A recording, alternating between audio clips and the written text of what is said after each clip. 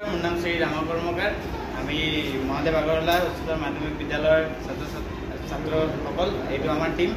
আমি আজি তৈয়াৰ কৰিছোঁ চৰ মেচিন। চৰ মেচিন হ'ল মেকানিকেল যন্ত্ৰ।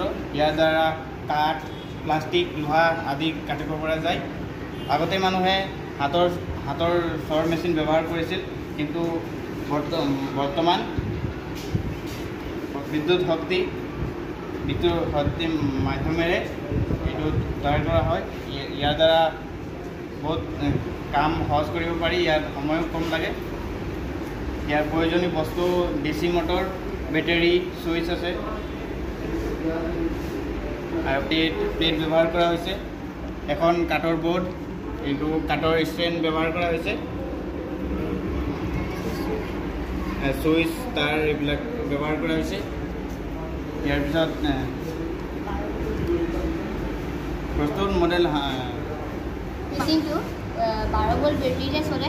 12 ভোল্ট বেটাৰীৰ লগত কানেকশ্যন আছে। ছুইচৰ লগত, ছুইচটোৱে ডিচি মটৰৰ লগত কানেকশ্যন আছে। যেতিয়া আমি এইটো ছুইচটো অন কৰিম, তেতিয়া এই অন হ'ব এইটো, আৰু এইটো দি কাটিব।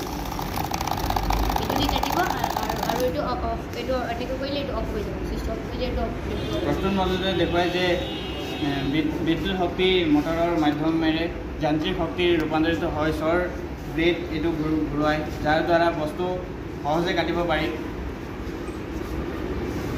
জৰিয়তে আমি শিকিলোঁ যে কিদৰে বিদ্যুৎ শক্তিৰ ব্যৱহাৰ কাম সহজ আৰু সময় বচোৱাব কৰিব পাৰি। চৰ মেচিনৰ এই মডেলটোৱে গৃহকৰ্ম, কাৰখানা, ঘৰুৱা কামত ব্যৱহাৰ কৰিব পৰা যায়। ধন্যবাদ।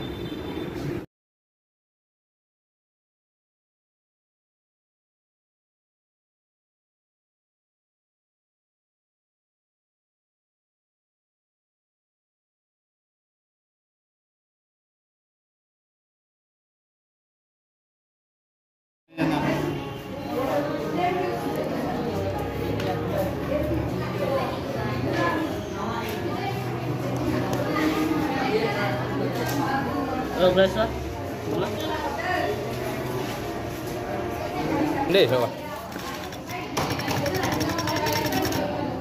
Lấy lộc không? Betty chắc này cái battery আনিব।